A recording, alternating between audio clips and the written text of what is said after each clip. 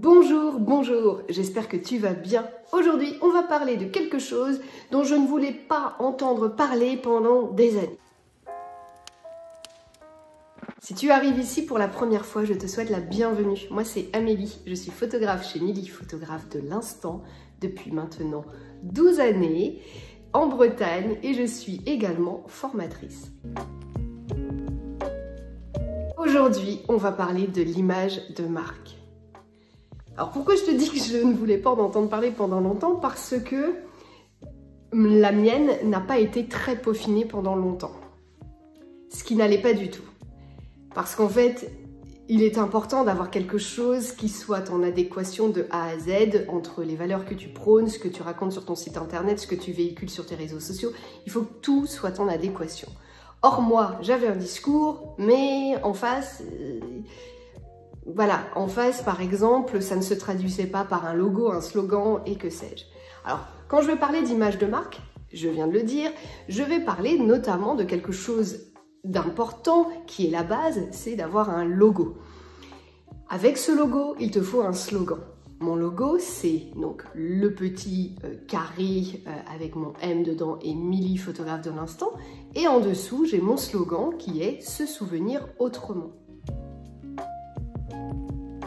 Pour la création d'un logo, je te conseille de travailler avec une agence de communication qui va être à ton écoute, qui va travailler et œuvrer avec toi pour créer quelque chose d'unique et qui te ressemble. Alors si tu démarres, peut-être que tu vas pas forcément mettre tes œufs dans ce panier-là, comme je l'ai fait.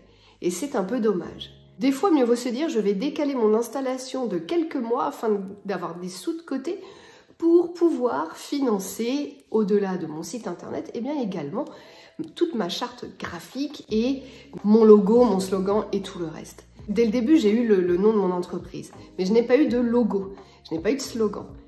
Et c'est lors d'une formation que l'on m'a dit « Mais Amélie, c'est important, c'est dommage, ça vient asseoir ton image de marque. Tu as un discours, tu prônes des valeurs, mais il manque ça. » C'est, voilà, il manque la tête à ton petit bonhomme, quoi. T'as ton bonhomme, t'as ton corps, mais il n'y a pas de tête. C'est dommage. Alors pense-y. Tu n'es pas obligé de passer par une agence de com, comme je te le disais tout de suite. Tu peux aussi totalement faire les choses toi-même.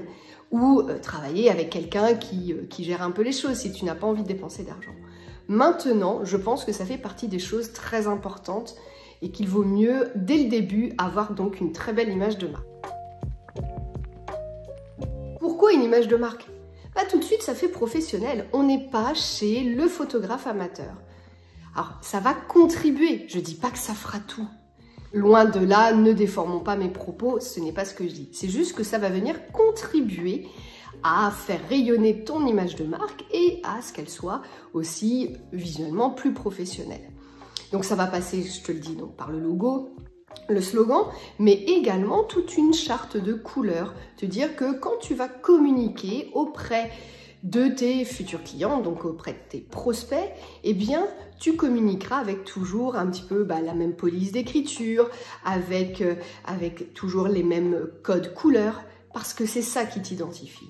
En faisant dérouler leur fil Instagram, par exemple, ils seront happés par votre image.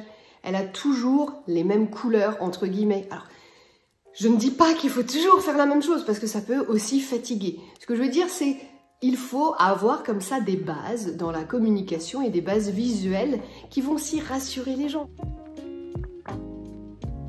Pensez aux moindres détails. Plus vous allez penser aux détails, plus votre image de marque sera léchée. Cette image de marque, je le disais, ce n'est pas que du visuel, c'est aussi les mots que vous utilisez. Et la grosse erreur que j'ai faite, c'est que moi, il me manquait ça.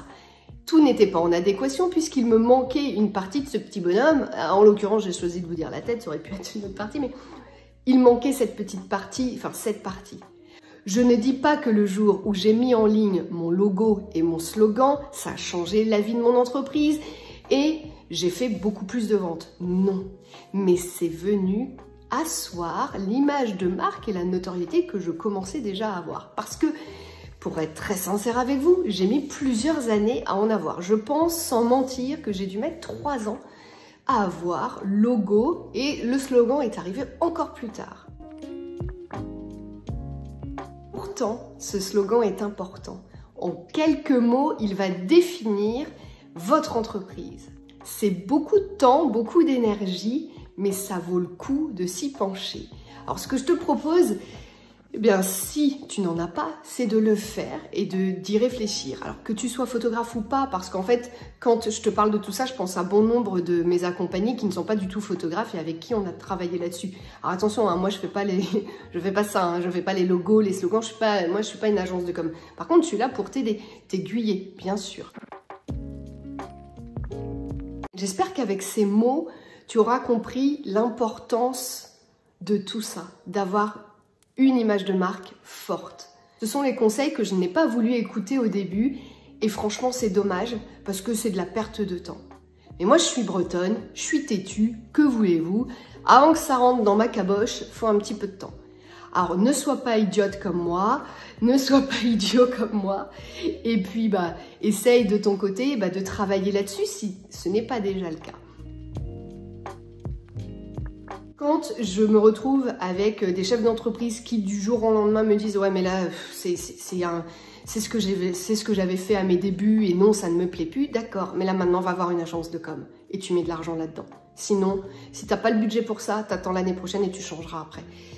Parce que là, c'est trop important, ça peut perdre votre communauté, ça peut perdre les gens qui vous suivent et qui suivent votre travail. Je ne dis pas que vous allez perdre des clients si vous changez tout, du tout au tout, mais pensez à faire une transition en douceur. Et cette transition en douceur, en étant accompagné d'un professionnel ou d'une professionnelle de la communication, il ou elle vous aidera à ce que ça se passe pour le mieux. Tradition oblige, c'est le moment du mot de la fin. Et ce mot de la fin sera Christmas, parce que c'est écrit ici. Voilà. Oui, bon, c'est un peu tôt pour les pulls de Noël, mais moi, les pulls de Noël, c'est... Je dirais pas que c'est toute l'année, mais bon, c'est déjà tout le mois de décembre, c'est important. Dis-moi d'ailleurs si toi aussi les pulls de Noël, c'est important pour toi. Je te remercie d'avoir regardé cette vidéo jusqu'au bout, j'espère qu'elle t'a plu et c'est le moment justement de la liker, de la commenter et de la partager afin de faire rayonner cette chaîne au plus grand nombre. Je te dis à très bientôt pour de nouvelles aventures et en attendant, on se retrouve ici, là-bas ou ailleurs, qui sait. Ciao.